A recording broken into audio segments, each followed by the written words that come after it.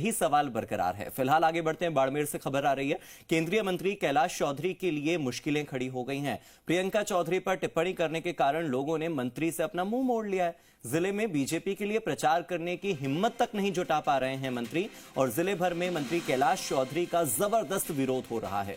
बाड़मेर के इतिहास में पहली बार स्थानीय सांसद और मंत्री का ऐसा विरोध देखा जा रहा है। प्रियंका चौधरी पर की गई टिप्पणी उन्हें भारी पड़ रही है।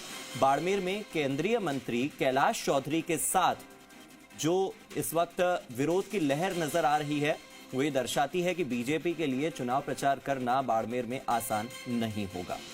जिले भर में मंत्री कैलाश चौधरी का खूब विरोध हो रहा है, और ऐसा पहली बार हो रहा है इतिहास में जब एक स्थानीय सांसद का इतना विरोध हो रहा हो, एक केंद्रीय मंत्री लेवल के व्यक्ति का इतना विरोध हो रहा हो।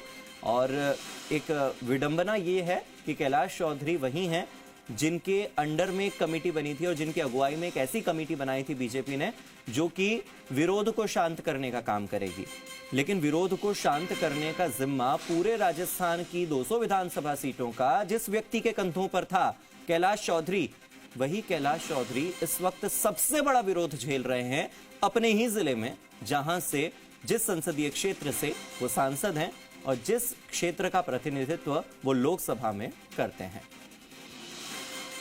और भूपेश आचार्य मेरे साथ जुड़ गए हैं, सीधे उनका रुख कर लेते हैं।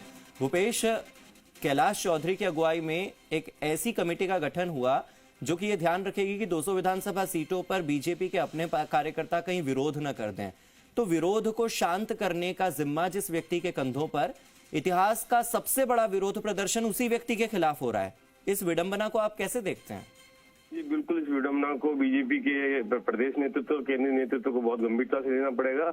जिस बाड़मेर विधानसभा सीट की बात की जाए तो जब से चुनाव 1952 से लेकर अब तक के जो चुनाव हुए तो बीजेपी मात्र एक बार इस सीट पे विजय हासिल कर पाई है। पिछले 3 बार से लगातार यहाँ पे कांग्रेस के विधायक रहे। तो ऐसे में बीजेपी के लिए सीट, क्योंकि जिला मुख्यालय की सीट है तो अपने आप में वैसे महत्वपूर्ण हो जाती, तो प्रतिष्ठा विषय था। इस सीट को लेके आखिरी दौर तक कसों-कस का दौर जारी रहा, सारी चीजें रही, लेकिन उसके बावजूद पार्टी संगठन द्वारा टिकट को बदल के या जो भी इनकी रणनीति थी उसके तहत एक टिकट दी गई।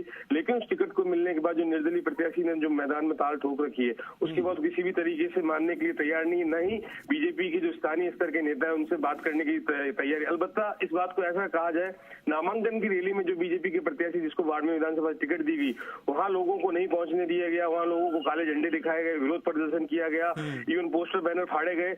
अब स्थिति दिन ब दिन इतनी गंभीर होती जा रही है कि जब तक कोई प्रदेश का शीर्ष नेतृत्व या केंद्र का कोई नेतृत्व इसमें दखल नहीं देगा तो ऐसे में बीजेपी की स्थिति यहाँ बहुत बुरी से भूपेश, एकदम कम शब्दों में बताइएगा कि विरोध करने वाले हैं कौन, एकदम कम शब्दों में। बिल्कुल, विरोध करने वाले बीजेपी के बागी कार्यकर्ता ही हैं, बीजेपी के बागी नेता ही हैं। ठीक है, बहुत बहुत शुक्रिया भूपेश इस जानकारी के लिए।